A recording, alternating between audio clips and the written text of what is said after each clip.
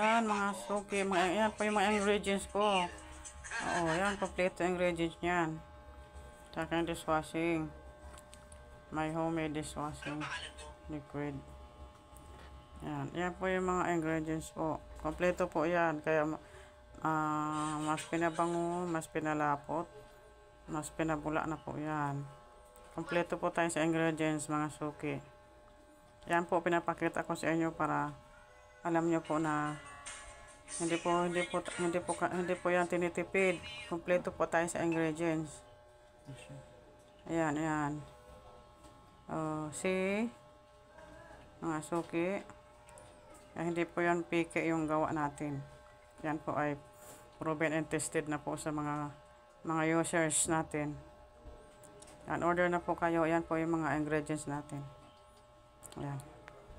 Yan, kompleto po tayo. Walang